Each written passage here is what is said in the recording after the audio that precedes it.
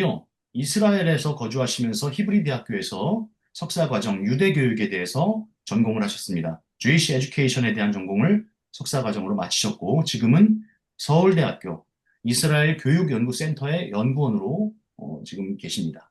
그리고 제가 참 자랑스러운 것은 저희 미드웨스턴 교육학 박사 과정도 성공적으로 다 마치셔가지고 올 12월 또 졸업을 앞두고 계셔서 제가 정말 진심으로 축하드리고 싶고 너무 감사하고 그래요. 자, 그러면요. 이제 김지용 강사님 저희가 모실 텐데, 지금 뮤트돼 있어서 소리는 안 나겠지만, 그래도 이제 시작하실 때 여러분 뜨거운 박수로 격렬하게 좀 환영을 해주시면 감사하겠습니다.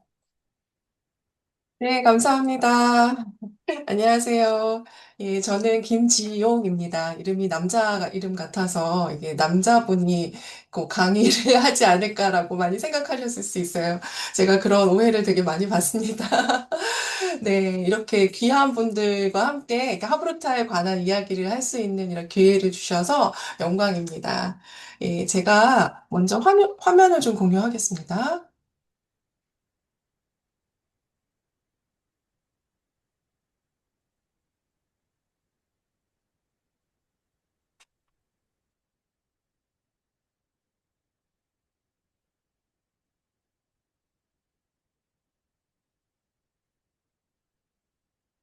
음, 잠시만요.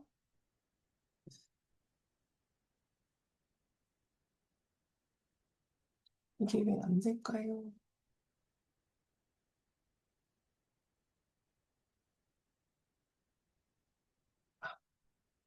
예, 공유가 잘 됐나요?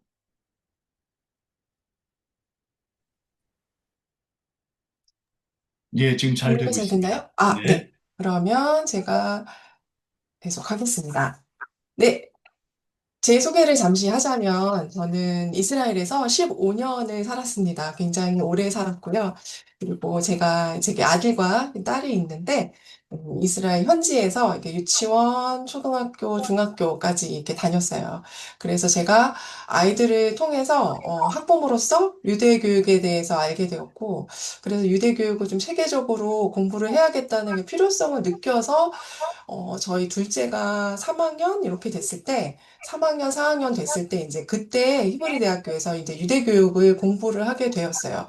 그러니까 경험을 먼저 하고 학문을 공부한 그런 케이스입니다. 제 케이스는. 그래서 제가 오늘 설명드릴 것들은 이스라엘 중심으로 유대 교육과 하브루타가 어떻게 이루어지고 있는지 설명을 드리게 될 것이고요. 그리고 제가 설명드리는 유대 교육은 이제 물론 그 오르소독스 그러니까 완전히 얼트라 오르소독스 초정통파 유대인에게도 유대 교육이 이제 해당이 되지만 그들은 일반적인 유대인들하고는 조금 다른 그런 사회를 이루고 있어요. 그래서 제가 오늘 할 것은 대부분 종교적인 유대인, 그냥 종교적인 유대인과 또 비종교적인 유대인 사회를 중심으로 말씀드리게 될 것입니다. 그러니까 문화적인 관점에서 저는 많이 말씀을 드리려고 하고요. 저는 공부하기 이전에 아이들을 이스라엘에서 이제 키우면서 어떻게 보면 도움 없이 키웠어요.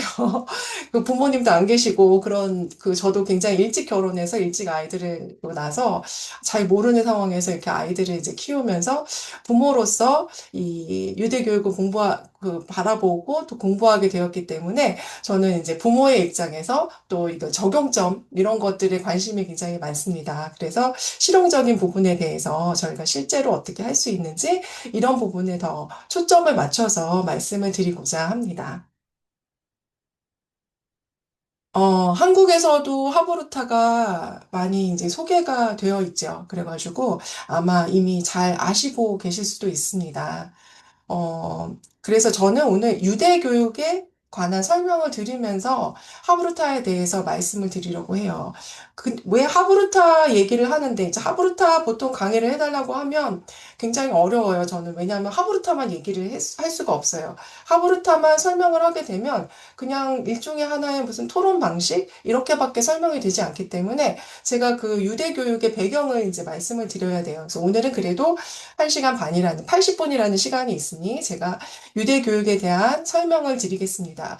이 유대 교육에 대한 설명이 되게 중요한 이유는 이것을 알아야 우리가 가정과 교회에서 적용할 수 있는 그런 접점을 찾을 수 있기 때문에 그렇습니다. 그래서 제가 그 강의를 하면서 하브루타인데 왜 자꾸 딴소리를 하느냐 이렇게 생각하지 마시고 제가 잘 가고 있습니다. 목표를 향해서 가고 있으니 저를 믿으시고 강의를 들어주시기 바랍니다. 목차는 그래서 하브루타의 개요에 대해서 먼저 말씀드릴 것이고요. 그 다음에는 하브루타와 유사한 학습법이 어떤 것이 있나 잠깐 살펴보고요. 또 유대교육의 이해, 유대교육에 관해서 제가 잠시 설명을 드릴 것이고요. 그 다음에는 하브루타를 우리가 어떻게 적용할 수 있는지 그거에 대해서 설명을 드리도록 하겠습니다. 자, 하브루타의 개요입니다. 자, 하브루타라고 하면 하벨, 이게 친구, 또 우정, 뭐 컴패니언십 이런 뜻을 갖고 있는 이제 히브리어 어원에서 시작됐고 이게 뭐 아람어의 그 문법을 따서 이렇게 나왔다고 합니다. 예, 정확하게는 그건 제가 잘 모르겠고 그래서 짝이 서로의 하브루타예요. 그래서 제가 누군가의 짝이 되면 그 짝은 저의 하브루타이고 저는 그 짝의 하브루타가 됩니다. 그래서 이 방식이 어떻게 되냐면 지금 화면에 이 사진에서 보실 수 있는 것처럼 큰 강당에서 두 명씩 짝을 지어서 큰 소리로 이제 토론을 하는 거예요. 근데 보시면 아시겠지만 강의실이 굉장히 크죠. 예, 보통 이게 그 유대교 전통적인 그 예시바, 종교적인 그런 고등교육기관의 사진인데요. 굉장히 홀이니까 강당이니까 이 천장도 높고 그러니 이 두 명씩 이렇게 짝을 지어서 이야기를 하니 얼마나 소리가 크겠어요. 그런데 그 상황에서 공부가 됩니다. 서로 소리를 높여서 읽고, 텍스트를 읽고, 서로 또 토론하고, 이것이 이제 계속 이루어집니다. 이게 이제 히브리 대학교 도서관 가도 비슷한 현상을 보실 수가 있어요. 제가 이스라엘 가서 굉장히 이해가 가지 않은 부분들이 굉장히 많았습니다. 참고로 저는 제가 자라온 환경은 제가 어렸을 때는 독일 학교도 한 3년을 다녔고요. 또 미국에서도 학교를 한 3년 다녔어요. 그래서, 이게 되게 그러니까 유럽 문화, 또 미국 문화를 제가 다 경험해 봤습니다. 그런데 이스라엘은 유럽과도 다르고, 미국과도 다르고 한국과는 뭐 완전히 다르죠. 그래서 제가 이제 굉장히 신기하다, 너무 다르다 이렇게 생각한 것들이 굉장히 많은데 그중 하나가 이 이런 하브루타식 토론 문화예요. 그래서 히브리대 도서관을 가면 3층, 4층, 5층 여기에는 그 책들이 있고 또 한국처럼 이렇게 조용하게 큰 이제 테이블들이 있고 어떤 때는 이렇게 작은 1인 테이블들이 있어요. 독서실처럼. 그래서 거기서 컴퓨터로 공부도 하고 책을 빌려서 볼 수도 있고 그런 그 공간이 되게 쾌적하게 되어 있는데 거기에 늘상 자리가 있어요. 사람이 그렇게 많지 않습니다. 그런데 1층에 모든 사람들이 모여서 같이 그 얘기하면서 공부할 수 있는 그 공간은 정말 자리 찾기가 너무너무 어려워요. 항상 사람들이 가득 차 있습니다. 예, 그래서, 어, 이런 것들을 흔하게 이제 현대 이스라엘에서도 보실 수가 있어요. 그러면 텍스트는 무엇이냐? 하브루타의 텍스트는 탈무드입니다. 그리고 탈무드와 관련된 그런 텍스트입니다. 이 탈무드에 대해서도 많이 들어보셨을 거예요. 탈무드는 성문 토라를 해석하고 또 적용하는 구전 토라, 이 전승을 문서화한 문헌입니다. 예, 그래서 미시나와 게마라라는 것으로 구성이 되어 있고 미슈나는 구전으로 내려오는 그런 해석과 또 법규들을 체계적으로 정리한 문헌이고 그마라는 미슈나에 대한 주석이라고나 할까요? 심층적인 토론과 해석의 기록입니다. 그래서 탈무드가 이제 기본이 되어서 기본 텍스트가 되고 이것과 관련된 텍스트에 관해서 하브루타를 하죠. 그래서 일반적으로 이제 한국에 오면 이제 한국에서는 하브루타가 소개가 되었기 때문에, 저희 딸이 중학교 1학년 말, 또 고등학교 1학년, 이때 한국을 저희가 귀국을 했는데, 학교에서 선생님들께서 이제 많이 물어보셨대요. 너희는 어떻게 하브루타를 하냐? 집에서는 어떻게 하브루타를 하냐? 또 학교에서는 어떤 식으로 하브루타를 하냐? 이제 많이 물어보셨다고 합니다. 그래서 이제 저희 아들은 심지어 하브루타라는 말을 한국에 와서 처음 들어봤대요. 처음 들어봤대요. 그래서 이제 제가 설명을 해줬죠. 아, 하브루타는 이런 거를 막 의미한다라고 얘기를 했더니 저희 아이들이 이제 하는 말이 아, 그런데 저희는 그냥 대화가, 일상 대화가 다 하브루타예요. 거기에다 무슨 하브루타라는 그 표현을 해야 합니까? 그렇게 얘기를 합니다. 그러니까 대화가 하브루타식으로 이미 이루어지고 있다는 것을 의미를 하죠. 예. 그리고 저희 아이들은 이스라엘은 종교학교가 있고 또 종교적인 그 국립학교가 있고 또 일반 그냥 국립학교가 있습니다. 스테이트 스쿨이 있어요. 그 세 가지가 있는데 종교학교 완전히 그 ultra orthodox 정통파 유대인들이 다니는 그런 학교는 종교성에서 관할하기 때문에 이제 교육부에서 관할하는 것은 일반 그러니까 스테이트 릴리지어스 스쿨하고 그리고 스테이트 스쿨인데 저희 아이들은 스테이트 스쿨을 다녔어요. 그러니까 그 안에는 비종교적인 아이들이 훨씬 더 많죠. 비종교적인 아이들이 훨씬 더 많은데도 불구하고 그들에게도 이미 하보르타로 인한 그런 그 대화법이라든지 그런 자세가 이미 배어 있습니다.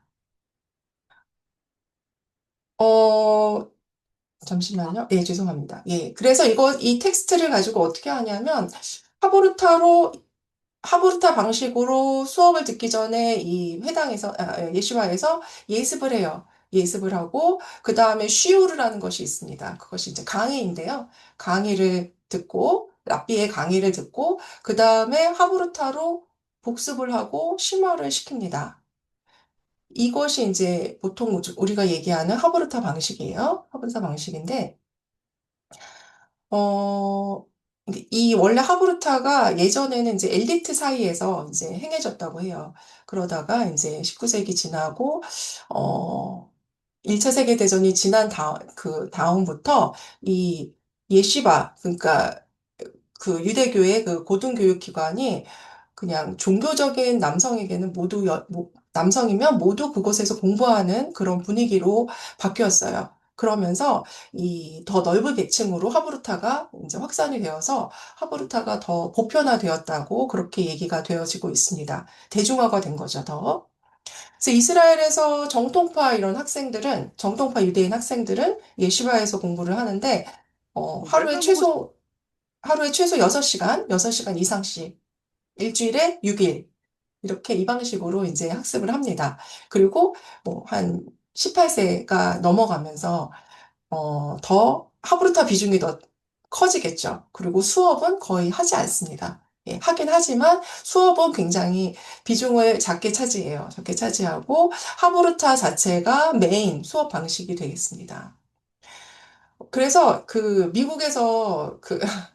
미국에서 이제 교환 교수로 오신 분들이 이스라엘 학교에 교환 교수로 오신 분들이 굉장히 당황을 많이 해요. 이런 하브루타 방식에 익숙한 학생들이 어떻게 하냐면 이제 항상 질문을 너무 많이 하죠. 질문을 너무 많이 하고 때로는 교수 분야가 아닌데 그분의 전공 분야가 아닌데도 막 질문을 하고 자기 의견을 막 말을 해요. 그렇기 때문에 이게 굉장히 무례하게 느껴질 수도 있고 그래서 그 미국에서 오신 분들이 많이 당황한다고 해요. 미국하고는 굉장히 분위기가 다릅니다. 미국 유대인조차도 이스라엘에 오면 당황할 정도입니다. 게다가 이 히브리어가 굉장히 좀 harsh해요.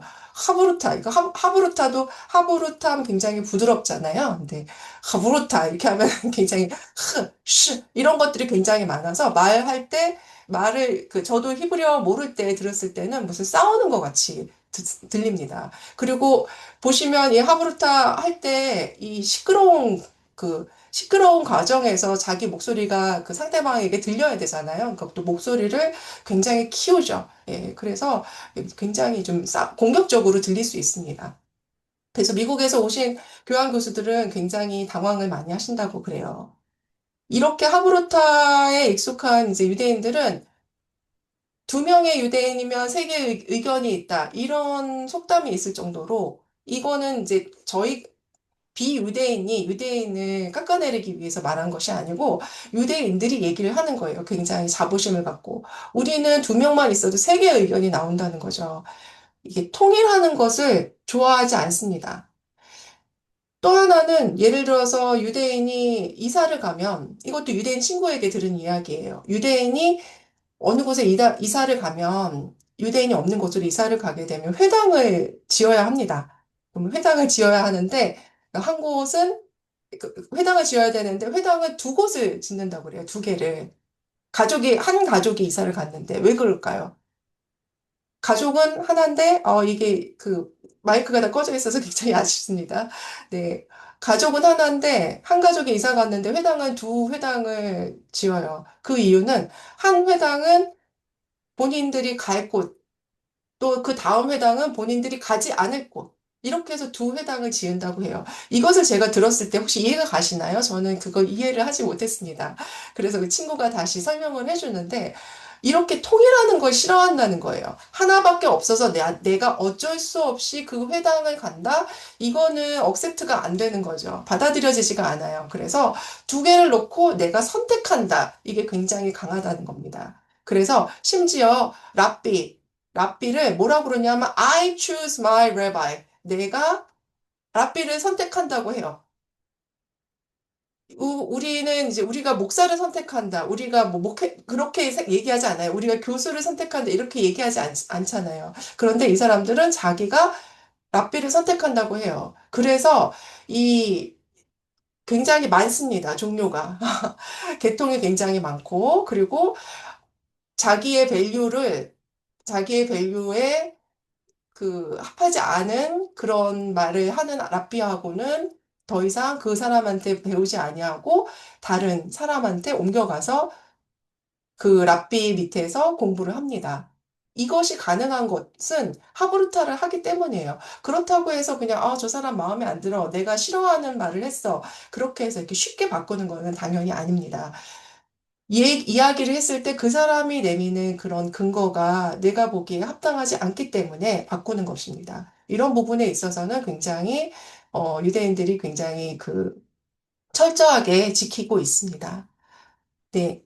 유대교는, 유대교는 현재의 삶을 굉장히 중요하게 생각을 해요. 그래서, 하보르타에서 궁극적으로 얻으려고 하는 것은 토라에 근거해서 어떻게 이 세상에서 살아가야 되는지, 그거에 대해서 많이 토론을 하는 것입니다. 이것이 하보르타의 실질적인 목적이에요. 구체적으로 어떻게 행동하며 살아가야 하나. 철학적인 그런 이론보다는 행동에 초점이 맞춰져 있어요. 그래서 이 사람들이 할라카라든지 이런 음식 법이라든지 또 무슨 법들이 굉장히 많이 있잖아요. 그 법들을 많이 만든 이유가 세상을 어떻게 이 근거에 맞춰서 살아가야 되는지 고민을 하다 보니 그런 구체적인 그런 법들이 많이 생겨난 겁니다. 네. 그리고 제가 유대교과 이런 하브루타에 대해서 설명하면서 제가 항상 짚고 넘어가는 부분들이 있는데요. 그것은 어, 유대교는 기독교가 아닙니다. 유대교는 원형을 제공을 하는 것이고, 유대교육은 원형을 제공하는 것이지, 예, 유대교하고 기독교는 이제 다른 부분이고, 예, 제가, 그, 네, 그것은 굉장히 제가 분명하게 항상 하고 싶어요. 예, 저희가 원형이기 때문에 그것을 배울 필요가 있다. 하브루타는 그래서 상호작용입니다. 상호작용인데 저희가 보통 짝토론이라고 해서 두 명에 대해서만 얘기를 하는데 그것이 아니고 사람과 사람 그리고 텍스트 이 세 개가 이 세 요소가 상호작용을 하는 거예요. 동등한 입장에서 텍스트도 사람과 똑같습니다. 텍스트에 보이스가 있고 텍스트가 말을 하는 거를 사람이 알아내야 돼요. 그러니까 세 요소가 동등하게 작용을 합니다. 상호 의존적입니다. 서로에게 영향을 주고 서로에게 책임이 있습니다. 논쟁보다는 협력을 중요하게 생각하는 거죠. 이것도 유대인들의 그런 신념과 밀접하게 관련이 되어 있습니다. 유대인들이 뭐라고 얘기하냐면, 모든 유대인은 서로에게 책임이 있다. 이렇게 얘기를 해요. 그래서 다른 유대인이 헐벗고 굶주렸다면 나에게 책임이 있으니 내가 도와줘야 되고, 또 그 잘못된 길을 가고 있다면 또 그것도 나의 책임이다. 이렇게 생각을 해요. 그래서 그 구제 이런 것들도 굉장히 잘 되어 있고, 뭐, ጼ데카라든지, 티쿠 놀람이라든지 이런 것들이 굉장히 그 활발하게 이루어지는 것도 이 책임에 대한 부분 때문입니다. 그러다 보니 이 하브르타에서도 상대방이 갖고 있는 이해, 또 상대방의 생각, 이것이 나와 토론을 했다면 이것에 나의 책임도 있는 거예요. 그래서 하브르타를 통해서 뭔가 누가 이기고 누구의 의견이 맞고 틀리고 누구의 의견이 더 좋고 나쁘고 이런 것이 아니라 둘 다 바른 길로 가고 둘 다 바른 결론에 도달하는 것. 이것이 최종적인 목표이기 때문에 상호 의존적입니다. 그러면서도 비판적 토론을 해야죠. 왜냐하면 상대방과 나의 생각을 뾰족하게 다듬어야 되기 때문에 그렇습니다. 이거를 하려면 액티브 리스닝이 필요해요. 적극적으로 경청을 해야 돼요. 대화를 하다 보면 상대방이 분명히 내 얘기를 들었는데, 분명히 제가 얘기할 때 잘 듣는 것 같았는데, 제 얘기가 끝나고 다른 얘기를 할 때가 있죠. 전혀 공감이 되지 않는 경우를 많이 경험하셨을 거예요. 이런 이유는 어디서 오냐면 상대방은 내 이야기를 적극적으로 듣지 않았고 단지 자기 생각을 이야기하는 자기 차례를 기다린 거예요. 조용히. 그 사람의 말을 빨리 끝내야 되니까. 조용히 기다렸다가 내가 하고 있는 말을 한 거죠. 그렇게 되면 이것은 이런 경우에는 적극적인 그런 경청이라고 할 수가 없습니다. 적극적인 경청이 아니라 그냥 부딪히고 그냥 다른 평행선으로 대화가 이루어질 수밖에 없죠. 가정에서도 이런 것들이 사실은 많이 이루어지죠. 부모가 자녀에게 하고 싶은 말이 있어요. 자녀는 부모에게 하고 싶은 말이 있고, 그러다 보니 자기 스탠스를 갖고 얘기를 하다 보니 상대방의 이야기가 이제 들어오지 않는 거죠. 최대한 부모가 얘기할 때 자녀가 조용히 해주고, 또 부모도 자녀의 이야기를 듣지만 많은 경우에 적극적으로 듣지 않는다는 부분. 그래서 하보르타가 실제로 가정에서도 굉장히 중요한 역할을 할 수 있습니다. 적극적인 경청을 하게 되면 상대방의 말을 재진술할 수 있어요. 그러니까 재진술한다는 거는 그 말을 그대로 따라해서 너가 이렇게 얘기했지? 이렇게 얘기하는 것이 아니고 당신의 말은 이러하다는 것으로 내가 이해했는데 맞나? 이렇게 확인을 하는 겁니다. 이것이 재진술입니다. 하브루타는 어떻게 시작을 하냐면 먼저 텍스트를 같이 읽습니다. 둘이서 텍스트를 같이 읽어요. 텍스트를 그리고 소리 내어서 읽습니다. 보통 뭐 네 번, 다섯 번 이렇게까지도 읽어요. 텍스트를 같이 읽으면서 그 텍스트를 분석하고 텍스트가 무엇을 말을 하고자 하는지 그 분석을 통해서 또 이해하고 또 질문하고 그러면서 이제 결론에 도달하는 거예요. 자, 하브르타의 구성 요소가 이렇게 있는데, 요 밑에 보시면 오리트 켄트라는 그 학자가 있습니다. 이 하보르타에 대한 관한 많은 책들이 있는데요. 제가 이제 본 것 중에서는 오리트 켄트, 뭐 앨리슨 쿡, 또 엘리 홀서 이런 분들의 논문과 책을 저는 추천드리고 싶습니다. 그분들이 쓴 것들은 굉장히 쉽게 설명을 해주셨고 또 그 실제적으로 어떻게 이걸 적용할 수 있는지에 대해서 많이 진술을 해주셨기 때문에 이것이 가정과 우리 교회에 적용하는 데 도움이 많이 되실 거라고 생각을 해요. 제가 이 부분은 그 네 번째 적용 부분에서 다시 나올 거예요. 그래서 거기에서 제가 더 자세하게 그 설명드리도록 하겠습니다. 7번.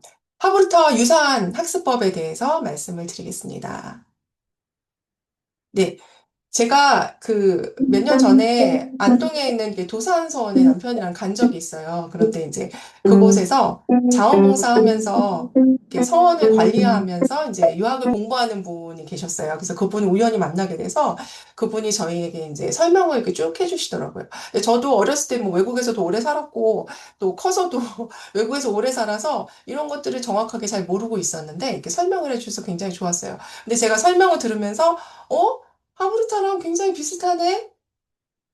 그러면서 제가 이제 그 노트를 해오고 집에 와서 이렇게 찾아봤습니다. 찾아봤더니 비슷한 점이 굉장히 많아요. 조선시대 서원에서는 고등교육기관이죠. 이제 그분이 이제 설명하신 거는 뭐냐면 성균관은 과거를 준비하는 곳이고 서원은 삶의 학문을 했다. 이렇게 설명을 하시더라고요.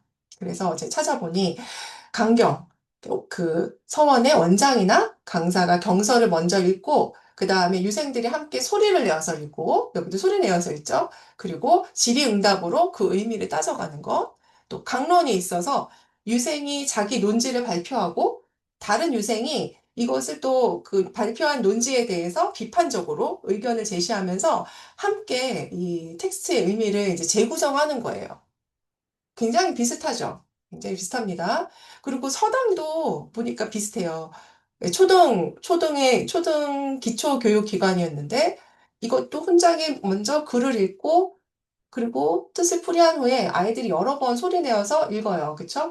계속 읽어서 이걸 어떻게 합니까? 암기하죠. 암기한 후에 훈장이 그 뜻을 묻고 아이들이 이제 답하는 그런 질의응답입니다. 그래서 우리나라에도 비슷한 것이 있었구나라는 것을 알 수 있었어요. 그리고 이제 그 다음에 이제 소크라테스 문답법입니다. 예, 소크라테스 문답법도 굉장히 비슷합니다.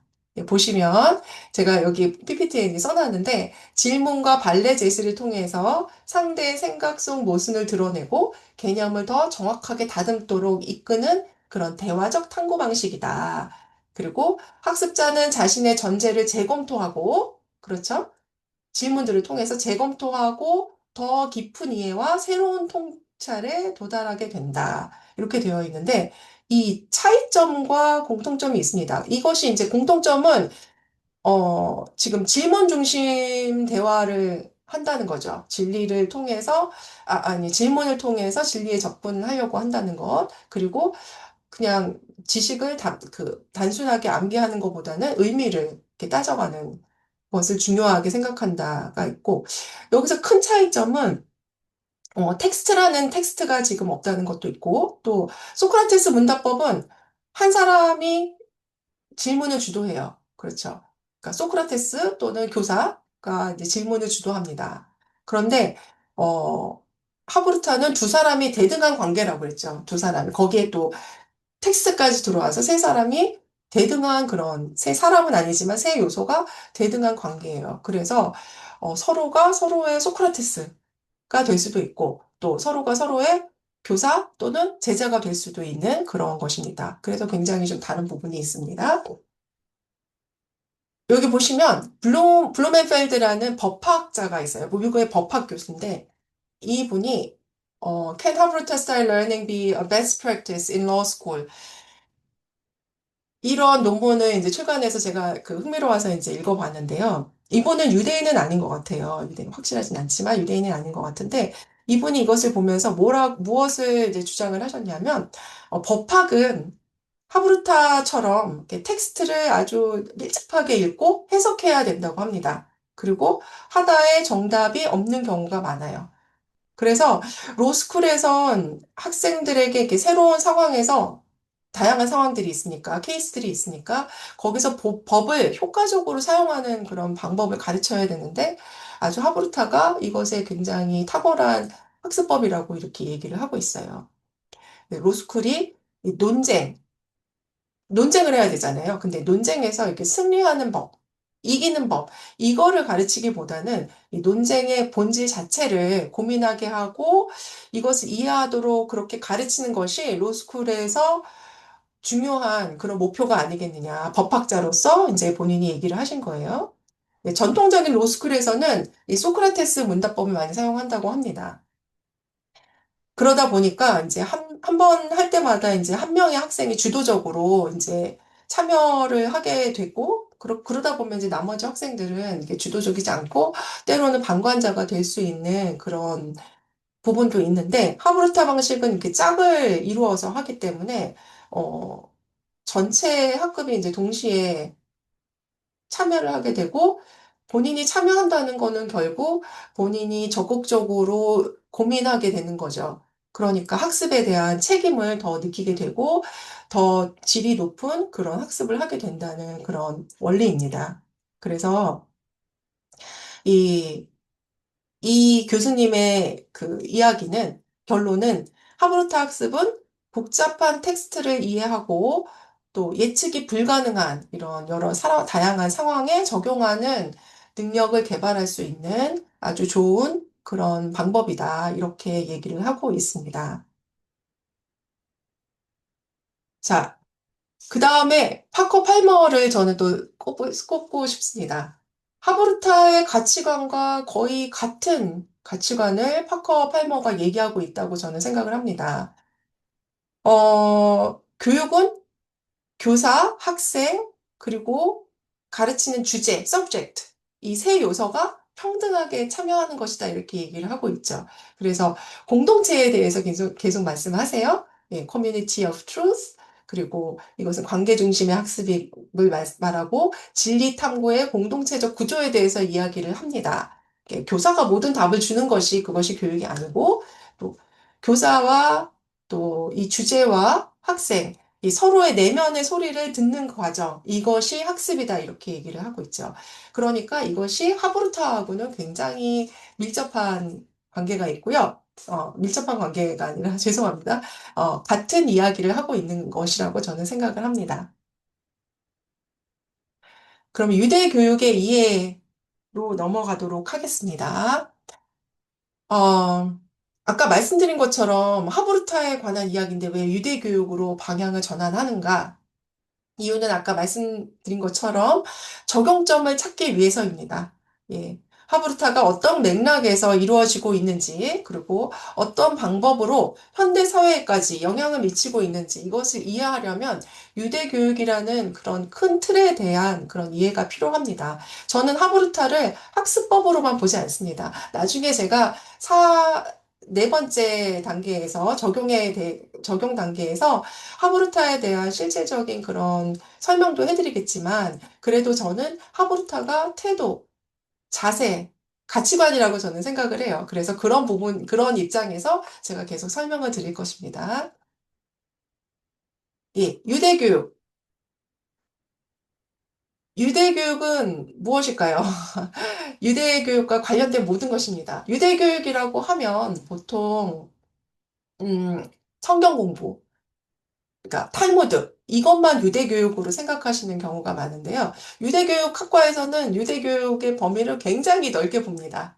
유대인과 관련된 모든 것이 유대교육의 범위입니다. 뭐 성경도 될 수 있고 현대 이스라엘에서 일어나는 뭐 정치적 이슈라든지 뭐 역사적 사건이 일어난 장소 예를 들어서 뭐 이스라엘 지리 또 기후 그 나라 기후 거기에 있는 자원들 거기 그 땅에서 나는 무슨 식물, 거기서 살고, 서식하고 있는 동물, 또, 그런 것뿐만이 아니라 역사적 사건을 기억하기 위한 유대 절기들, 국가 기념일, 모든 것이 다 유대 교육의 범위에 속합니다.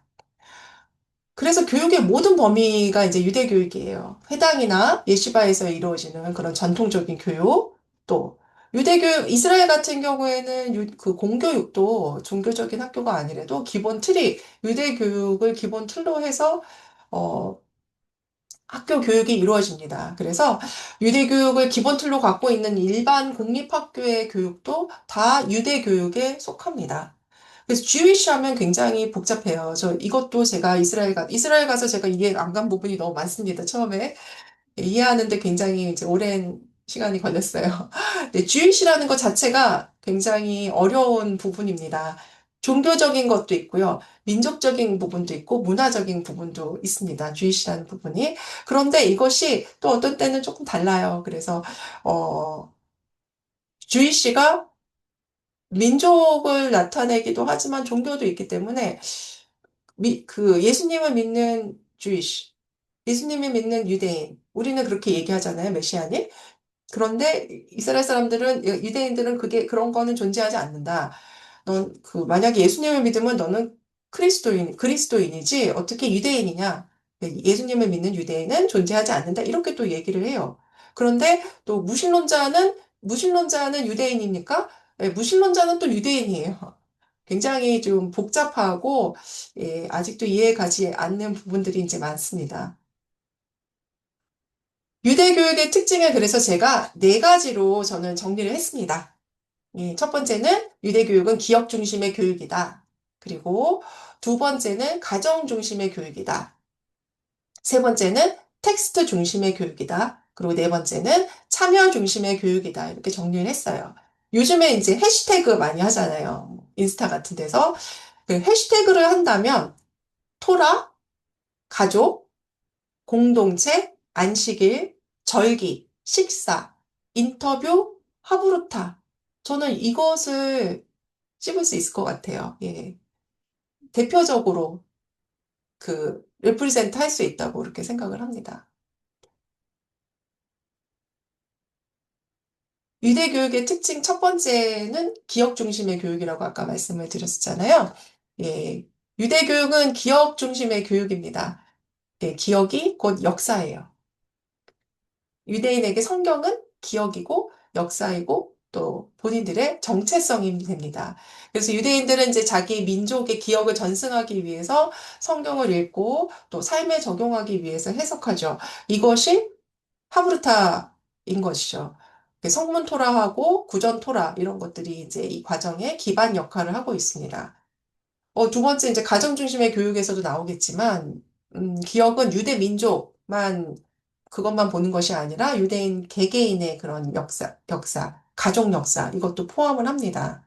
그래서 기록된 문서에서만 역사를 찾지 않고 그 시대를 살아온 사람들의 증언 또 경험 이런 것들을 굉장히 중요하게 생각을 해요. 기억 중심의 교육을 보시면 이들에게 기억은 굉장히 신빙성이 있습니다. 그래서 신빙성이 있고 이것을 거의 팩트처럼 받아들여요. 왜냐하면 이들의 구전 토라가 물론 문서화됐지만 나중에 문서화됐지만 구전 토라도 전에 내려온 거잖아요. 예, 그렇기 때문에 이 기억을 굉장히 중요하게 생각하고 기억의 비중을 굉장히 많이 둡니다. 실질적으로 그 학교 이 기억을 찾기 위해서, 기억을 잃어버리지 않고 기억이 끊이지 않기 위해서 이 사람들이 인터뷰를 굉장히 많이 합니다. 실제로. 예를 들어서 뭐 홀로코스트에 관한 인터뷰도 하지만 부모가 또 조부모가 어떻게 살아왔는지 그 인터뷰를 쭉 하는 것들을 굉장히 그 일상생활에서 보편적으로 사용을 하고 있어요. 그래서 이제 학교, 교과서에도 심지어 뭐 초등학교 1학년, 2학년 그러면 인터뷰를 어떻게 하는지 그걸 가르쳐 줍니다. 부모가 나를 낳았을 때 어떤 느낌이었는지, 어떤 이유로 나의 이런 이름을 짓게 되었는지 인터뷰하시오. 인터뷰는 이런 식으로 하는 겁니다. 라는 것이 그런 교과서에 아예 그게 나와 있어요. 그리고 또 어떤 부분은 조부모를 찾아가서 할아버지는 뭐 어떻게 사셨는지 이거를 한번 물어보세요. 그런 것들이 굉장히 많이 있습니다. 그래서 기억을 자꾸 찾으려고 해요. 그래서 그 두 번째는 이제 가정 중심의 교육입니다. 예, 그거는 모든 분들이 많이 아실 거예요. 유대교육하면 가정 중심의 교육이다. 가정의 역사는 이제 민족의 역사가 되는 것이죠. 그리고 가정 교육이 유대 공동체 교육의 시작이라고 할 수 있습니다. 그래서 가정 중심의 교육은 생활교육이죠. 그러니까 생활교육이고 이것이 그들이 살아가게 되는 그런 교육의 바탕이 됩니다. 어떤 일이 있냐면요. 갓 결혼한 신혼부부가 이제 랍비를 찾아갔다고 합니다. 그래서, 미래의 자녀를, 이렇게 결혼했으니까 미래의 자녀를 유대인으로 이제 교육하기 위해서 이제 간 거죠. 그래서 랍비에게 조언을 구합니다. 자녀들을 유대인답게 잘 키우려면 어떻게 해야 합니까? 그랬더니 그 랍비가 뭐라고 얘기했냐면 too late. 너무 늦게 왔다. 그렇게 얘기를 했대요. 왜 그러냐면 그거를 그렇게 잘하고 싶었으면 20년 전부터 했어야 된다는 거죠. 말인즉슨 20년 전부터 진정한 유대인으로 살아왔다면 그러면 당신은 자녀를 유대인으로 키울 수 있을 것이다. 그런데 만약에 그렇게 살지 못했으면 지금 너무 늦었다 이거죠. 그렇게 삶으로 가정에서 보여주지 못하기 때문에 준비가 되어 있지 않다. 다음 세대를 되어 있지 않다. 이렇게 얘기를 합니다. 저는 그 안식일을 굉장히 중요하게 생각을 합니다. 그 유대 교육에서 굉장히 중요한 포지션을 갖고 있는 것이 안식일이라고 생각을 해요. 안식일은 거룩한 루틴입니다. 제가 루틴이라는 말을 굉장히 많이 쓸 거예요. 루틴이라는 말을 많이 쓸 건데, 예, 제가 좋아하기도 하고 중요하게 생각하기도 합니다. 루틴. 이 루틴 일주일마다 한 번씩 옵니다. 안식일은. 안식일은 일주일마다 한 번씩 와요. 쉬운 일이 아닙니다. 일주일에 한 번씩 질 때부터, 금요일 해가 질 때부터 또 토요일 날 해가 질 때까지 하루를 꼬박 안식일로 보냅니다. 이것은, 굉장히 어려운 시간이에요. 어떻게 보면. 모르는 사람이 보았을 때는 굉장히 어려운 시간이에요. 이거는 마치 11조를 안 내는 그런 비그리스도인들이 그리스도인들에게 이제 물어보잖아요. 어떻게 그 돈을 내고도 돈이란 항상 나름 모자르는 법인데 어떻게 그 돈들을 다 내고 또 주일에 쉬지도 않고 그렇게 교회를 가고 교회 헌금 그냥 헌금만 하나 뭐 감사 헌금도 하고 봉사도 하고 그래 가면서 어떻게 살아가느냐. 나는 지금도 시간이 모자른데 이것과 굉장히 비슷할 거예요. 근데 심지어 이제 유대인들은 그때 다른 데를 가질 않습니다. 가족들하고만 이제 모여 있는 것이죠. 그렇기 때문에 이 안식일이 굉장히 특별한 의미를 부여하고 저는 이제 안식일이 유대인들에게 굉장히 큰 힘이라고 생각을 합니다. 비크리스천 교수님이 저한테 질문을 했어요. 유대인의 창의성이 어디서 나오는 것 같냐. 그래서 제가 안식일에서 나오는 걸 거다. 그렇게 대답을 했더니 굉장히 놀라셨어요. 안식일에는 아무것도 안 하고 가만히 있는 것인데 어떻게 안식일에서 창의성이 나오느냐. 그래서 저는 얘기를 해요. 리셋되기 때문에 그렇다. 그러니까 더 놀라시는 거죠. 리셋되면 안 되잖아요. 그쵸? 우리가 보통 군대에서 제대를 하면, 그러면 애들이 저희 아들이 군대 갔다 왔더니 리셋됐어요. 그래서 이제 본인이 아니라고 하지만 리셋됐어요. 그래서 적응하는데 굉장히 오래 걸립니다. 오래 걸리는데, 뭐, 리셋되는 건 굉장히 어렵잖아요. 핸드폰이 리셋돼도 안 되고, 저희는 뭔가 잃는다는 생각을 하는데, 리셋은 굉장히 중요해요. 우리는 하나님과의 관계를 리셋하고, 또 하나님께서 빚어주신 그 창조물로서 리셋해서 다시 돌아가는 거죠. 잘 모르고 막 이렇게 휘둘려서 어떤 때는 살아가다가 예, 샤bat이 되면 안식일이 되면 리셋을 돼서 다시 충전하는 거예요. 그 가운데서 어, 창의성이 나올 수밖에 없어요. 우리가 창조물로서 하나님과 그리고 하나님과 이렇게 교제하면서 내가 하나님의 창조물로서 어떻게 살아가야 되나, 일주일을 또 어떻게 살아가야 되나, 이렇게 고민하고 생각하다 보면 창의성이 생길 수밖에 없는 거죠. 이것이 창의성의 근원입니다. 뭐 호치파 문화도 있고 뭐도 있고 뭐 많이 있어요. 많이 얘기하지만 저는 안식일이라고 그렇게 얘기를 하고 싶습니다. 그리고 안식일이 이제 이것도 굉장히 신기했어요. 안식일에 아무것도 안 하고 가족끼리 모여 다니고 이 상점들도 다 닫고 그리고 심지어 그때는 스팸 메일도 안 오고 스팸 문자도 안 옵니다. 뭐 전화 같은 것도 안 와요. 그리고 이때 가족 외에 다른 가족을 따로 한 명만 이제 불러낸다든지 불러내서 어딜 간다든지 이런 거는 그러면 이상한 거예요. 굉장히 이상한 사람이 되어버리는 거죠. 그래서 안식일이 유대 교육에 있어서 굉장히 차지하는 비중이 높다. 그렇게 말씀을 드리고 싶습니다. 유대 교육의 특징 세 번째는 텍스트 중심의 교육입니다. 예. 행동의 근거를 텍스트에서 찾기 때문에 텍스트 중심의 교육이고 또 하브루타도 텍스트 중심의 교육에서 비롯되는 거죠. 근데 이것을 하는 이유가 예, 행동의 근거를 뭐든지 근거를 찾기 위해서입니다. 예, 그래서 텍스트 중심의 교육이고 네 번째 참여 중심의 교육. 자, 이 부분은 이스라엘은 굉장히 적극적인 유대인들이 예, 이스라엘도 그렇지만 유대인들이 굉장히 적극적이죠. 아까 말씀드린 것처럼 현실의 삶에 굉장히 관심이 많아요. 그래서 삶에 이 토라를 어떻게 적용하고 또 어떤 방법을 살아가야 되는지 관심이 많기 때문에 적용하고 이런 것들을 굉장히 중요하게 생각을 합니다. 그래서 체험하고 경험하는 것을 굉장히 중요하게 생각해서 어릴 때부터 이것을 많이 권장하죠. 격려하고, 유대 절기, 기념일, 이런 것들이 많이 있죠. 뭐, 안식일 비롯해서 일주일마다 있는 안식일, 뭐, 그 외에 절기가 굉장히 많아요. 그래서 공부를 언제 하고 일을 언제 할지 싶을 정도로 무슨 절기, 이렇게 휴일이 많습니다. 그리고 뭐, 유월절, 무슨, 뭐, 또, 초막절, 뭐, 이럴 때는 그, 장막절 이럴 때 뭐 하면은 뭐 2주씩 막 쉬어요. 이 휴일은 일주일이지만 뭐 아이들 방학 2주씩 막 됩니다. 그렇게 굉장히 많이 쉬는데 이런 절기와 기념일을 통해서 아이들이 이제 의식에 이렇게 참여를 하게 돼요. 그리고 이렇게 회당이나 또는 그 커뮤니티 센터, 종교적이 아니래도 거기서 하는 이제 많은 행사들에 같이 참여를 합니다. 이 참여를 하는 것은 정체성을 적극적으로 표현하는 기회예요. 예. 보통 우리는 이때 이런 방학이 있으면 이제 특별 강좌에서 학원을 이제 많이 보내죠. 예, 그런데 이때는 이런 방학이 있으면 그 방학에 맞게 뭔가를 만들고 또 경험하고 음식도 같이 만들어 보고 뭐 이렇게 하는 시간을 많이 보냅니다.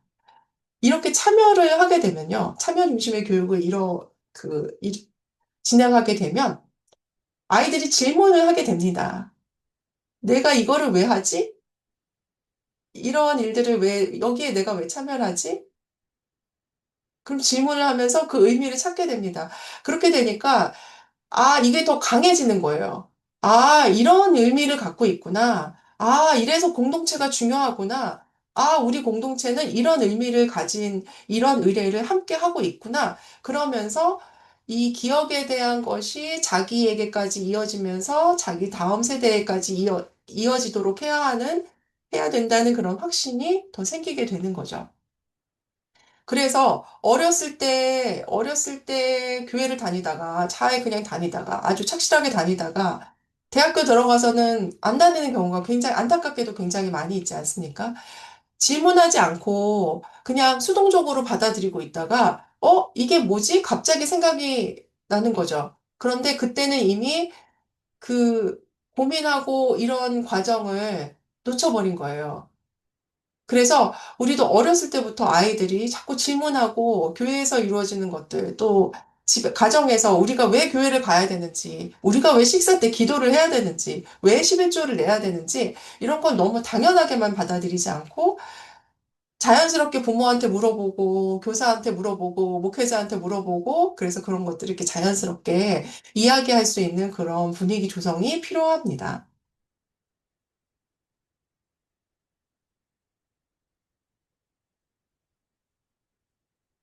자, 이스라엘 유대인은 이렇게 다양합니다. 제가 이스라엘 유대인을 이제 설명드리려고 하는 이유는, 어, 모든 유대인들이 다 종교적인 사람이 아니기 때문이에요. 저도 이스라엘 가기 전에는 몰랐습니다. 모두들 다 종교인인 줄 알았어요. 그런데 그렇지 않더라고요. 그렇지 않았어요? 예, 이스라엘의 유대인은 초정통파, 아까 제가 말씀드린 그 까만 옷을 입고, 여름에도 이제 검은 옷을 입고, 본인들이 아주 좀, 이렇게 약간 구별돼서 완전히 그좀 구별돼서 이렇게 살아가는 그 자기네들만의 공동체를 이루어서 살아가는 그런 초정통파 유대인들이 있고요. 종교인이 한 11.3%, 그리고 전통적 종교적이라는 것은 이제 유대교적인 전통을 지키면서 종교적인 사람인들인데, 그래도 종교적인 것을 이제 너무 완전히 스트릭하게 지키지는 않는 그런 사람들을 전통적 종교적 사람들이라고 구분을 합니다. 이런 종교적인 사람들은 이제 머리에 이렇게 미국에 계신 분들은 많이 보셨을 텐데 머리에 이렇게 키파 쓰고 있죠. 예, 이런 사람들도 종교인이라고 보고 또 전통적 종교적인 사람들도 그런 사람들이 대부분입니다. 그 전통적인 종교인들, traditional, not so religious 이렇게 얘기를 하죠. 그러니까 religious인 경우도 있고 아닌 경우들도 있습니다. 이런 사람들은. 그래서 무신론자도 있어요. 유대교적인 전통을 지키지만 무신론자들도 있고요. 그렇지만 또 하나님이 계시다 이렇게 생각을 하는 그런 사람들도 있습니다. 근데 이 사람들은 아주 전통을 굉장히 중요하게 생각하고 전통을 그대로 지키는 사람들이에요. 그 다음에 비종교적인 사람들이 43.2% 정도 됩니다. 이 세속적이란 말이 너무 세속적으로 들리죠. 세큘러 하면 이게 한데 이게 뭐 세속적으로 나쁘다는 것보다는 종교적이지 않는다는 거죠. 이 사람들은 굉장히 자유로워요. 자유롭고, 코셔를 안 지키는 경우들도 있고, 코셔는 이제 음식법입니다. 유대인의. 음식법을 지키지 않는 경우도 있고, 안식일에 뭐 운전을 해서 가족들이랑 어디 놀러 가기도 하고, TV를 보기도 하고, 이제 그런 행위들을 해요. 그러나 이제 비종교적인 이런 사람들도 유대인의 그런 정체성을 가지고, 이런 뭐 안식일에는 교회를 가거나 이런 것들은 안 하지, 회당을 가거나 그런 것들은 안 하지만 가족 위주로 생활한다든지 또 결혼식은 유대인의 그 풍습을 따른다든지 뭐 이런 것들은 이제 지키고 있는 거죠. 그래서 굉장히 다양한 사람들이 있는데 이럼에도 불구하고 이 비종교적인 사람들까지도 이스라엘의 그런 그러니까 하브루타라든지 이런 그 그들의 그 유대 교육에서 강조하는 공동체라든지 이런 개념과 신념을 가지고 지금 살아가고 있다는 점에 저는 그 주목을 하고 싶습니다. 그래서 물론 이스라엘이 어 유대교에 그 기반한 그런 모든 국가적인 시스템을 갖추고 있기 때문에 이것이 가능한 것도 있지만 저는 이제 제가 항상 이게 좀 이 유대 교육을 공부하면서 제가 소망하는 것이 있다면 이제 기독교가 우리가 이런 기독교적인 세계관을 일반 사회가 부러워해서 우리 시스템을 좀 가져가고 우리의 가치관을 가져갈 수 있도록 우리가 이렇게 잘 한다면 우리나라도 이렇게 기독교적인 가치관에 의해서 모든 것이 이루어지는 그런 날이 오지 않을까. 그렇게 하면서, 주님을 영접하는 사람들이 많이 늘어나지 않을까. 그런 소망을 갖고 이제 사실은 저는 유대교육을 공부하고 있습니다. 네. 현대 비종교적인 유대인 가정입니다. 네. 비종교적 유대인 가정은 아까 말씀드린 것처럼 기억, 텍스트, 가족, 참여 중심이라는 이제 유대교육의 특징과 가치가 그대로 이제 반영이 되어 있습니다. 네. 자, 우리나라에서도 또 이런 경우들이 많이 있죠. 부모는 교회를 다니지 않지만 자녀는 그래도 좀 잘 교회를 다니면서 착하게 바르게 잘 켰으면 좋겠어서 아이들은 이제 교회에 보내고 본인들은 교회와 상관없이 신앙적인 삶을 살지 않는 경우들이 많죠. 이런 경우에 대부분 실패하죠. 많은 경우에 실패하죠. 유대인들도 똑같습니다. 유대인들도 그런 사람들이 좀 있어요. 부모와 달리 본인들은 유대교적인 것을 다 지키지 않으면서 가끔 아이들이 종교적으로 그래도 유대인 정체성을 좀 강하게 갖게 하기 위해서 아이들 학교를 종교 학교로 보내거나 아니면 뭐 서머 캠프에 종교적인 그런 캠프에 보내는 경우들이 많아요. 그런데 실패하는 확률이 많다는 그런 연구 결과들이 있습니다. 예. 그래서 부모는 안 그래도 뭐 자녀는 그랬으면 좋겠다 이것이 안 되는 거죠. 삶으로 이제 나타내야 되는 거니까. 그런데 대부분의 유대인들은 근데 일관성을 지킵니다. 모든 가족 구성원이 원칙을 지키는 이유를 이해하고 그것을 함께 지켜나갑니다. 인터넷, 뭐, 이런 것들. 안식일에 인터넷을 안 쓰면 답답하시겠죠? 저도 이게 상상이 안 갑니다. 핸드폰만 잠깐 없어도 굉장히 불편하잖아요? 예, 인터넷 같은 거 사용하는 것도 마찬가지입니다. 누구만 사용하고 누구는 안 사용하고 이런 것이 아니라 모두가 사용을 안 하는 거예요. 만약에 그것을 지키는 집안이라면. 그리고 안식일이 되면 무슨 종교적이 아니더라도 뭐 너는 고3이니까 안식일에도 공부해야 돼. 그런 거 없습니다. 고3이라도 안식일에는 그냥 쉬는 거예요. 쉬고 같이 다른 가족 구성원과 같이 안식을 누리고 리셋하고 예, 하나님을 만나고 이 과정을 이제 거치는 거죠. 모든 구성원이 같은 원칙을 지키는 거예요. 이거는 다른 케이스지만, ultra orthodox, 아까 말씀드렸던 정통파 유대인들, 그 사람들에게는 코션 폰이라는 게 있어요.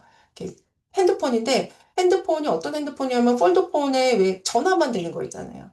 유튜브도 안 되고, 뭐, 이런 것들이 있어요. 그 랍비의 인증을 받은, 코션 인증을 받은 그런 핸드폰들이 있는데, 이런 것들을 사용을 해요. 왜냐하면 유튜브나 인터넷을 통해서 다른 것들, 안 좋은 것들이 노출될 수 있기 때문에 아예 차단을 하는 거죠. 자, 그러면 우리나라에도 그런 것들이 있다고 들었어요. 그래서 아이들이 이제 게임하고 자꾸 그러면 안 되니까 고등학교 들어가면 이제 근데 통신 해야 되잖아요. 학원 오고 가고 그런 걸 해야 되기 때문에 이제 전화만 되고 전화하고 메시지만 되는 그런 핸드폰들이 있다고 하는데 근데 이제 문제는 그거를 아이는 사용하지만 부모는 사용하지 않는다는 거죠. 그런데 이스라엘 가정에서는 일관성이 있어요. 아이가 그런 걸 사용하는 건 하면 어른들도 가족들도 그것을 사용합니다. 그래서 그렇게 지키는 그 일관성에 대해서 왜 이런 일관성을 유지해야 되는지 서로 컨센서스가 있어야 되는 거죠. 그래서 저는 아까 말씀드린 것처럼 안식일을 굉장히 중요하게 생각하고 제가 제목을 한번 붙여봤어요. 예, 거룩한 루틴에서 자리 잡는 하브루타. 안식일이 이렇게 중요합니다. 예, 이 하브루타, 안식일에서 시작된 이 하브루타. 저는 안식일에서 이것이 시작된 것은 아니겠지만, 안식일에서 이 하브루타가 특히 가정에서 하브루타가 잘 이루어지고 있다고 생각을 해요. 관계를 설명하자면 질문하는 아이, 그리고 경청하는 부모입니다. 질문을 하고, 경청을 하고, 그러면서 이제 이야기가 꼬리를 물고 이렇게 되는 거죠. 그 시간은 식사 시간.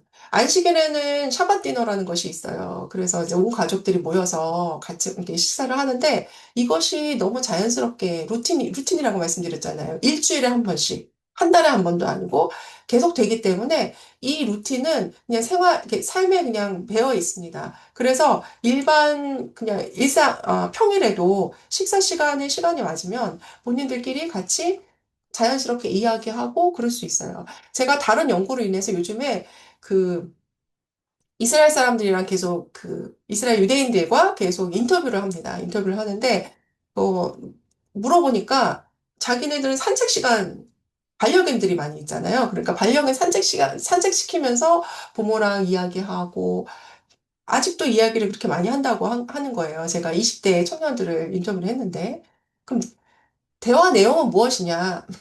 물론 성경에 대해서도 얘기하고 삶에 대해서도 얘기하지만 그렇지만 아주 일상적인 것들, 학교에서 있었던 일들, 또 사회 이슈, 때로는 무슨 정치 얘기 이것까지도 다 얘기를 하는 거예요. 그런데 이거는 이제 누가 가부장적으로 그냥 아버지가 아니야, 내 말이니 들어 이게 아니고 하브루타 방식으로 서로 존중하면서 항상 이야기를 해왔기 때문에 이런 이야기가 식탁 주제로 올라와도 소화가 잘 되는 거죠. 예. 우리는 정치 얘기 같은 건 안 하잖아요. 그럼 소화가 안 되죠. 그렇지만 이런 것들도 자연스럽게 이루어지는 겁니다.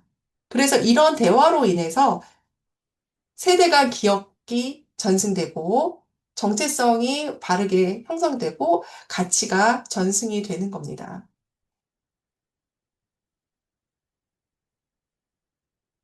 보시면 여기 사진에서 보시는 것처럼 왼쪽에 이제 샤bat 안식일이죠. 안식일이면 이제 그 밑에 있는 그 사진은요. 이거는 이제 그 안으로 들어가면 이제 종교인 동네예요. 그래서 아예 차가 못 오게 바리케이트를 이렇게 쳐놨죠. 이 광경이 사실은 지금 굉장히 그립습니다. 지금은 예, 한국에서는 이게 있지 않, 경험할 수 없는 이 주말마다 그리고 지금 그 위에는 보시면 이게 예루살렘 그 시내 한복판이에요. 한복판이에요. 이거는 서울 시내 한복판이 이렇게 되는 경우는 상상을 할 수가 없죠, 저희가. 예. 그리고 오른쪽에 보시면 이제 6월절입니다. 6월절 식탁 준비하는 그런 시간인데요. 사진인데요. 세- 설명을 드리겠습니다. 예, 6월절 세데르가 있죠. 세데르는 이게 순서예요. 순서예요. 그래서 출애굽을 기억하기 위한 이제 가정 의례입니다.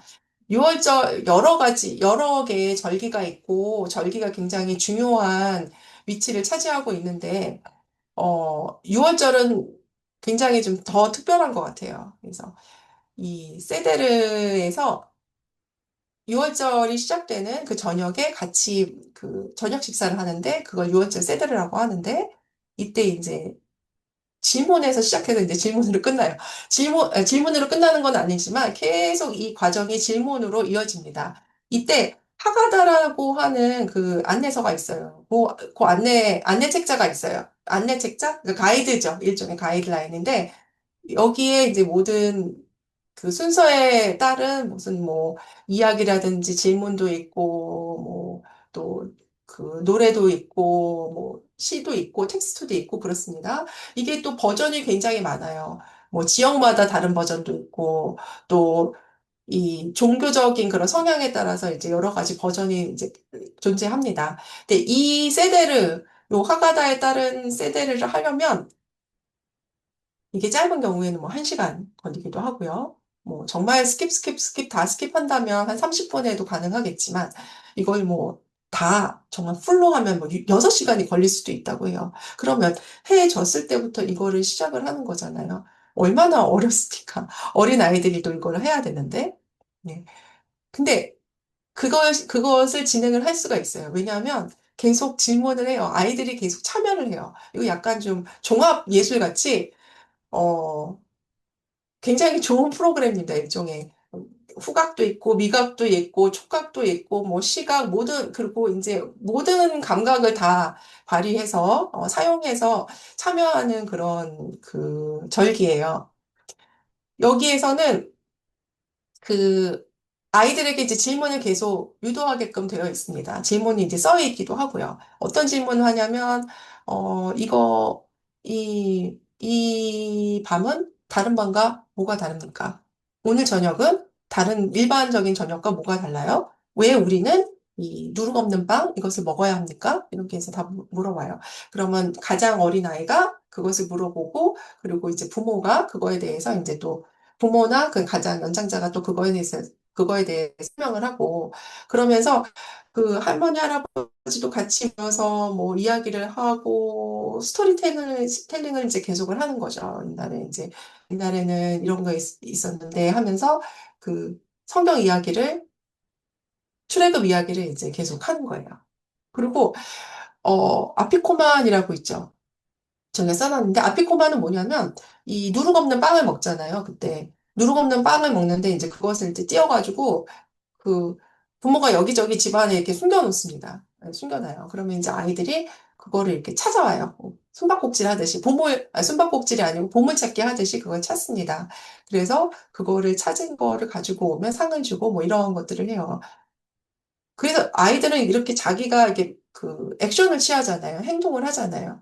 참여함으로 인해서 이것이 굉장히 크게 이제 다가오고, 이 6월절 세데르라는 이거 자체가 굉장히 좋은 기억으로 아주 강렬한 기억으로 이제 남아 있어요. 그래서 본인들의 정체성 형성에도 아주 큰 영향을 미치게 됩니다. 아, 그리고 이제 아이들이 묻지 않을 수도 있잖아요. 묻지 않으면 이제 아버지가 그러하여금 묻게 해라. 예. 어른이 스스로 질문을 해야 된다는 거예요. 아이들을 잘 질문하도록 잘 가이드를 해줘야 된다는 거죠. 아, 이스라엘 사람들 만나보면 그냥 모든 걸 당연하게 여기지 말아라. 그 얘기를 굉장히 많이 들어요. 제가 인터뷰 요새 하는 사람들도 부모가 어떻게 교육을 시켰니? 그랬을 때 하는 말이 Don't take anything for granted. 무엇도 그냥 받아들이지 말아라. 항상 질문해라. 이렇게 배웠다는 거예요. 네. 제가 유대교육에 관한 공부를, 둘째가, 4학년, 3학년 말 4학년 이때 제가 시작을 한 것 같은데, 초등학교 1학년, 2학년 때까지도 얘가 정말 왜요? 이 말을 너무너무 많이 했습니다. 왜요? 왜요? 너무너무 많이 해서 좋죠. 그리고 이제 제가 말씀드리지만 저는 그때 유대교육을 공부하지 않은 상태였습니다. 왜요를 너무 많이 질문을 해서 제가 뭐라 그랬냐면 왜요가 너무 짧아서 그런가. 엄마는 왜 그렇다고 생각하세요? 이렇게 물어보라고 그랬어요. 왜요? 이렇게 얘기하지 말고. 그래서 말이 좀 길어지면 좀 질문을 덜 할까 싶어가지고 그냥 그냥 모든 게 다 왜요, 왜요, 왜요 이렇게 물어보는 거예요. 그래서 소용이 없더라고요. 이게 길어도 긴 대로 그냥 얘기를 하더라고요. 안 힘들었나 봐요. 그 긴 문장이. 근데 지금 제가 유대교육을 배우면서 그때가 굉장히 좀 후회가 돼요. 왜요라는 거를 제가 딱 받아서 그것을 이렇게 아주 자연스러운 대화로 이어가면 되는 건데, 저는 그것에 얘 왜요라고 얘기했기 때문에 저는 그거에 대한 답을 해야 된다. 얘는 질문하고 나는 답한다. 정답. 그것도 그런 생각이 가득 차 있었기 때문에 이것이 굉장히 스트레스가 되고 이어지지 않았던 거예요. 이걸 게임처럼 제가 계속 할 수 있었거든요. 게임처럼 하고 그냥 일상적인 그런 질문으로, 대화로 이어갈 수 있었던 것을 제가 하지 못했던 부분입니다. 그런데 이거를, 어, 다른 어른들이랑도 얘기를 해보면, 제가 뭐 학부모들이라든지, 뭐 학교 선생님들이라든지 이렇게 얘기를 해보면, 그 사람들도 제가 무슨 얘기를 하면 뒤에 왜? 왜? 하고 계속 물어봅니다. 처음에는 그것이 굉장히 좀, 불편했어요. 그냥 일단 내 얘기를 좀 다 들어보지. 뭐 자꾸 왜라고 이렇게 딴지를 걸을까. 그런데 그게 아니라 이 사람은 굉장히 아까 말씀드렸던 액티브 리스닝을 하는 거예요. 적극적으로 듣고 있는 거예요. 그래서 저를 다 이해하기 위해서 자기가 이해가지 않는 부분들을 계속 물어보는 거예요. 왜냐하면 당연한 것이 하나도 없으니까. 예. 그래서 이런 섹테르라는 것이 굉장히 큰 비중을 차지하고 있다. 이렇게 설명을 드리고 싶고요.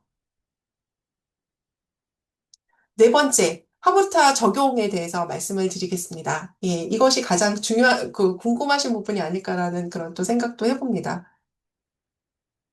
예, 하부타 아까 말씀드린 것처럼 시작은 텍스트를 읽는 거에서 시작을 합니다. 텍스트를 읽고, 둘이서 같이 텍스트를 읽고, 그리고 나서 그거에 대해서 하나씩 하나씩 개별적으로 이 문장을 이제 분석을 해 나가는 거예요.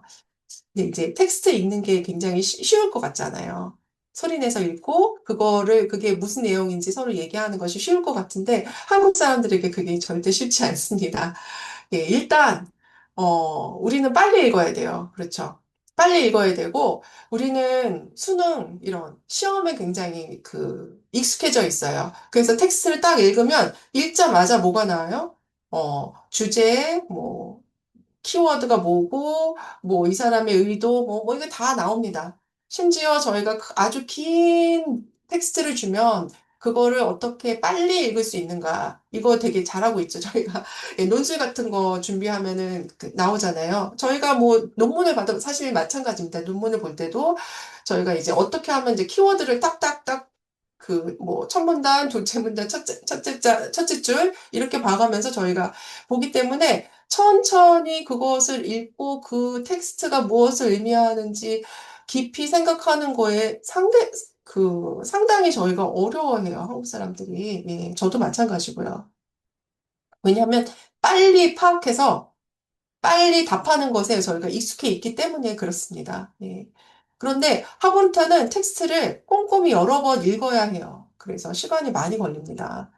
한국 사람들 빨리빨리 이거하고는 사실은 맞지 않죠. 예, 빨리빨리 맞지 않아요. 그래서 하버루타를 읽을 때는 이거 한 줄 한 줄 읽어야 해요. 그리고 거기에 내 생각이 일단은 들어가면 안 돼요. 계속 말씀드리지만 리보이스를 해야 돼요. 이 텍스트를 저희도 리보이스를 해야 돼요.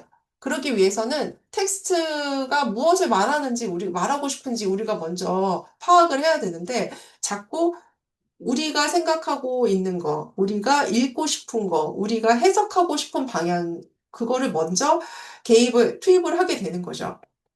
근데 그렇게 하면 안 되고, 텍스트가 무슨 말을 하고 싶은지를 먼저 봐야 합니다. 그래서 한 문장 한 문장 이것이 무엇을 얘기하는지 그것을 먼저 파악하고 그 다음에 이제 그 행간에 있는 것들을 저희가 읽어내고 질문을 통해서 읽어내고 또 근거를 찾고 이렇게 돼요. 그래서 이 하브루타를 하기 위해서 하브루타의 구성 요소가 있는데 이거는 아까 또 말씀드렸던 오리트 켄트라는 분이 요 구성 요소를 이렇게 세 가지로 정리를 했는데 저는 요 세 가지 구성 요소가 가장 잘 돼 있다고 그렇게 생각을 해요. 첫 번째 구성 요소는 경청하는 것과 명료화하는 거고, 두 번째는 탐색하고 집중하는 거, 세 번째는 지지하고 도전하는 거, 요 구성 요소가 있습니다. 이 경청하고 명료화하는 거, 경청에는 여러 가지가 있죠. 저희는 적극적인 경청을 해야 되잖아요. 예, 적극적인 경청을 하기 위해서는, 먼저 상대방이 어떤 식으로 얘기를 하는지 상대방의 얘기를 이제 따라가야 되고, 또 그걸 이해해야 되고, 어떤 의미를 갖고 있는지 또 파악하기 위해서 이제 경청을 해요. 텍스트에 대해서도 같은 태도로 저희가 해야 됩니다. 그리고 저희가 이제 그 articulating, 명료화하는 거는 이제 저희가 이 말로, 말로써 우리의 생각을 표현한다고 그렇게 생각을 하시면 될 것 같아요. 말로써 저희가 그 말을 하고 또 상대방과 이렇게 들으면서 상대방의 이야기를 들으면서 우리가 우리가 생각하는 것, 우리가 이해한 것을 뾰족하게 명료화할 수 있는 것입니다. 우리가 하브르타 할 때는 상당히 집중력이 필요해요. 왜 그러냐면 지금 목소리가 세 개예요. 하브르타 파트너 둘이 있죠. 하브르타 두 명과 텍스트. 그러니까 상대방의 얘기만 듣는 것도 아니고, 자기의 얘기만 하는 것도 아니고, 또 텍스트만 보는 것도 아닙니다. 이 세 개의 보이스를 다 듣고, 다 생각을 해야 되기 때문에, 멀티플레이어예요. 굉장히 집중을 해야 하는 그런 상황입니다. 그래서 이 집중하는 가운데서 계속 보시면 두 번째 탐색과 집중이 이루어져야 돼요. 탐색은 뭐냐면, 여기 원더링이라고 나와 있는데, 다양한 이제 가능성을 이제 우리가 탐구를 하는 거죠. 그리고 동시에 또 집중을 해야 돼요. 그러면 이게 보면 탐색이, 어, 잘못하면 이게 방황이 될 수도 있죠. 뭐, 이럴 수도 있지 않을까, 저럴 수도 있지 않을까, 이렇게 되죠. 그렇지만 또 탐색 과정이 없으면 우리가 창의적으로 뭔가를 할 수가 없어요. 그렇죠. 그렇기 때문에 우리는 이 탐색과 집중, 요 사이를 굉장히 긴장 있게 요 관계를 유지를 해야 합니다. 그리고 지지와 도전. 지지와 도전은 서포팅이라는 것은 그냥, 아, 너 참 잘했어. 너 참 똑똑해. 이런 지지가 아니라 그 사람의 의견에 대한 지지죠. 예. 의견에 대한 지지고, 또 도전도 그 사람 의견에 대한 도전입니다. 도전이라고 하는 건 너 의견이 틀렸어가 아니라 혹시 이런 부분도 생각해 봐야 되지 않나? 이런 부분이 있을 수도 있지 않을까? 라고 도전하는 그것이 도전입니다. 예, 상대방을 깎아내리는 그런 부분이 아니고요. 그래서 보시면 이 논쟁이 아니에요, 이거는. 논쟁이 아닙니다. 뭔가 이기고 지고 그런 것이 아니에요. 이것을 통해서 가장 좋은 결과에 도달하는 것, 이것이 목표입니다.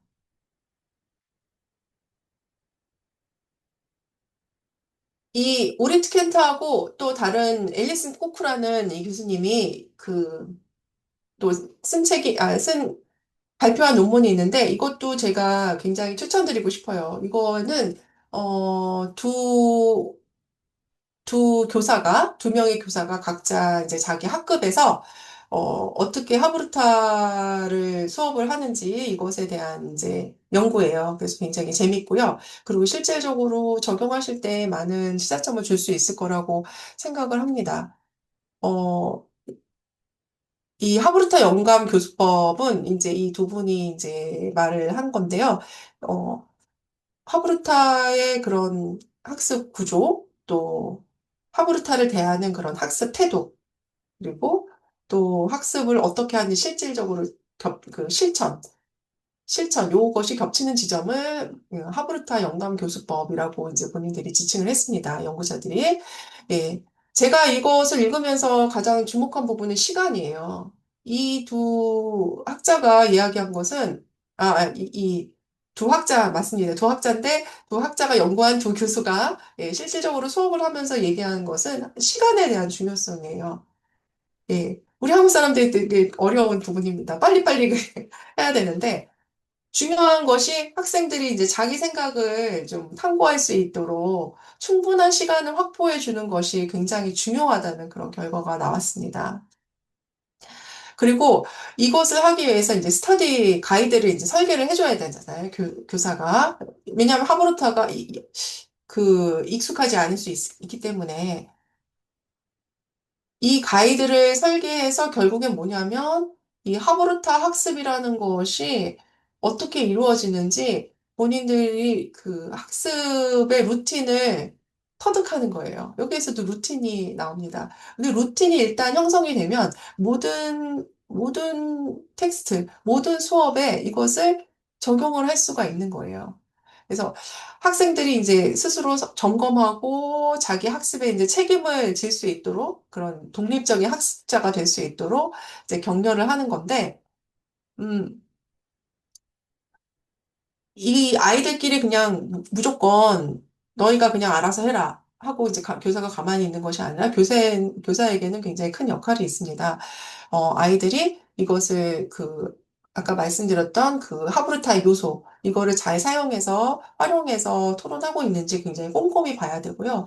그리고 때에 따라서는 여기 연구에서 나왔던 그 교사들도 어떻게 했냐면, 나이가 어린 학급 같은 경우에는 두 명이서 짝 토론을 하기가 어려웠기 때문에 뭐 한 세 명, 네 명으로 그룹을 만들어준다든지 아니면 서로 대화하기가 어려운 두 사람이 있는 것을 발견하면 차후에는, 어, 다른 사람이랑 이렇게 매치시켜 줄 수 있도록 본인들이 이제 굉장히, 학급을 돌아다니면서 이제 주의 깊게 보고 조금 그런 부분에 있어서는 해야 하죠. 그래야 이 건강한 루틴이 형성될 수 있습니다. 근데 이 하브루타를 이 교사들이 하고 싶은 이유는, 결국에는 이 학생들이 교사를 이렇게 지나치게 의존하지 않고 자기 학습 동료를 자원으로 사용할 수 있다는 거. 그리고 스스로에 대한 믿음. 그리고 이거를 어떻게 텍스트에 대한 태도. 이런 것들을 습득하게 하는 내 이제 목적이 있어요. 근데 저는 이제 그 안식일을 통한 이제 거룩한 루틴이 있는 것처럼 하브루타 학습 방식의 루틴 이것은 결국 텍스트하고 사람을 대하는 태도라고 저는 생각을 합니다. 자세라고 생각을 해요. 그래서 이 루틴이 세워지면 그 하브루타를 통해서 삶의 태도가 또 정해질 수 있다고 그렇게 생각을 합니다. 제가 그 며칠 전에는 제 석사 논문을 지도해 주신 이스라엘 교수님하고 이제 인터뷰를 했는데요. 그분이 이제 유대교육학과 교수님이세요. 그런데 이제 정통파 유대인 학생이 지금 두 명 있다고 하시더라고요. 박사 과정을 지도하시는데. 근데 보통 정통파 유대인이라고 하면 아직 완전히 오토독스, 울트라 오토독스, 이 사람들은 좀 다르다고 말씀드렸죠. 그리고 배우는 것도 다르고 사는 방식도 너무 달라요. 그래서 보통 일반 유대인들도 별로 좋아하지 않습니다. 서로 차이가 이렇게 좋지 않아요. 그래서 보통 저희가 생각할 때는 이 사람들은 융통성도 별로 없고, 왜냐하면 일반적인 학문도 많이 안 배우고, 그냥 오로지 토라, 탈무드 이것만 공부를 이제 대부분 하니까 별로 안 좋아요. 안 좋아하고 이제 답답해 합니다. 그런데 이 교수님 말씀이 이 두 학생은 어떤 텍스트를 줘도 소화를 해낸다는 거예요. 소화를 해낸다는 거예요. 본인들이 배우지 않은 좀 다른 생소한 그런 주제일지라도 다 소화해낸대요. 그 이유는 하브루타를 통해서 텍스트를 어떻게 대해야 되는지, 텍스트를 어떻게 읽어야 되는지, 어떻게 공부를 해야 되는지 이것이 몸에 너무 배어있기 때문에 어떤 것을 던져줘도 다 소화를 해낸다고 하죠. 시간이 많이 지나서 제가 빨리 하겠습니다. 예, 마지막입니다. 가정과 교회에서 우리가 어떻게 적용할 것인가?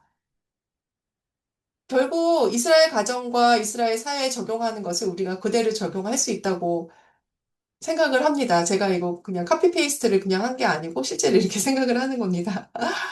네. 하브루타는 세계관이고 이제 태도이고 또 자세라고 말씀을 드렸잖아요. 그래서 우리는 이제 하브루타를 우리 삶에 적용하고자 한다면 이제 이 태도를 이해해야 하고 또 어떠한 태도로 기독교적인 세계관을 담아낼지 우리가 고민을 해야 적용이 가능하다고 이렇게 생각을 합니다.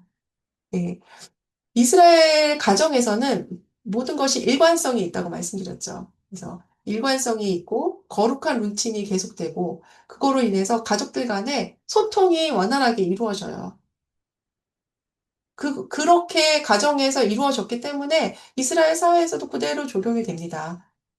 삶에 대한 태도, 사회에 대한 태도, 사회에 대한 소속감, 책임감, 세계관, 정체성, 이것이 모두 적용이 되는 거예요.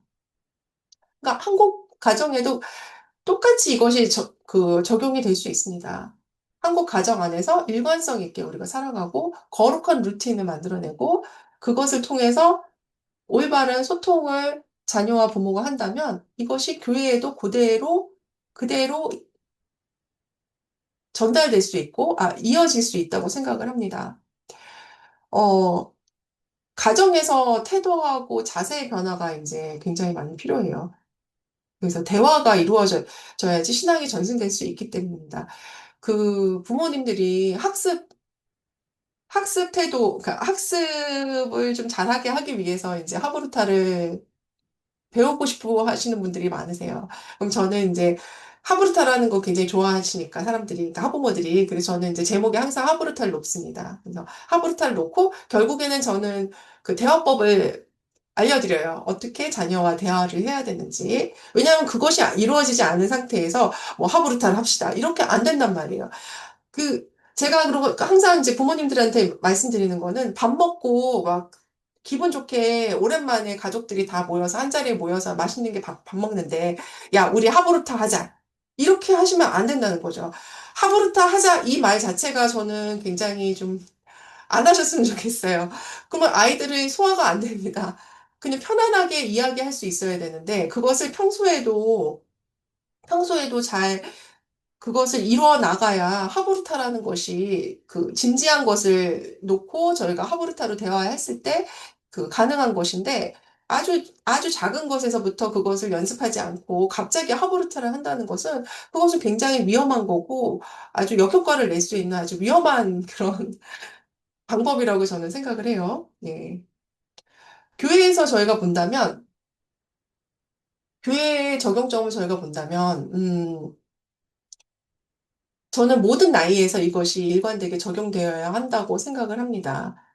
이게 교회에서 사실은 이게 어렵죠. 이 모든 부서에서 이런 것들을 한다는 게 어려워서, 어, 뭐, 유치부, 뭐, 초등학교, 뭐, 중학교, 이렇게 학령기 아이들에게 교회 학교에서, 주일학교에서 이렇게 교육을 좀 시키거나 이렇게 좀 뭔가 프로그램을 운영을 하는 경우도 있고 또 그것이 효과적이지 않아서 이제 노년기 또는 장년 또는 부모 이렇게 좀 대상을 해서 이런 태도라든지 뭐 하브루타라든지 이런 것들에 대해서 관련된 프로그램을 만들고 열심히 이제 또 성공적인 케이스들도 굉장히 이제 제가 많이 봤습니다. 굉장히 좋은데요. 이것이 지속적으로 이어지려면, 그리고, 지속 가능해서 또 성장하려면, 이 공동체 전체적으로 이게 전체적으로 적용이 되어야 돼요. 일관성이 있어야 되는 거죠. 이것도. 그 교회 전체가, 그 교회에 속한 모든 가정이 이, 이 하브르타와 같은 이런 태도, 이런 자세, 이런 자세를 같이 배워나가면서 뭐 다른 부차적인 그런 프로그램들을 만들 수 있겠죠. 뭐 성경 공부라든지 뭐 아니면 뭐 대화법을 배운다든지 이런 것들을 할 수 있겠지만 교회 전체가 이 가치에 대해서 이 세계관에 대해서 또 이 전달 방법에 대해서 설명을 하고 그 공동체 안에서 큰 공동체 안에서 이 동의가 이루어지고 이해가 이루어져야 이 모든 것들이 적용이라는 것이 가능하다고 이렇게 생각을 합니다. 그렇지 않으면 그냥 하나의 그냥 학습법으로만 우리가 받아들일 수밖에 없어요. 학습법으로만 받아들이면 물론 그것도 우리들의 삶의 세계관을 정립하고 또 우리의 정체성을 정립하는데 도움이 많이 되겠지만 그것으로는 이렇게 지속 가능하게 성장할 수는 없다고 저는 생각을 합니다. 네, 제가 준비한 강의는 여기까지고요. 나머지는 제가 그 궁금하신 부분들 질문 주시면 그 부분을 이제 설명드리면서 계속 이어가도록 하겠습니다. 부족한 강의 들어주셔서 감사합니다.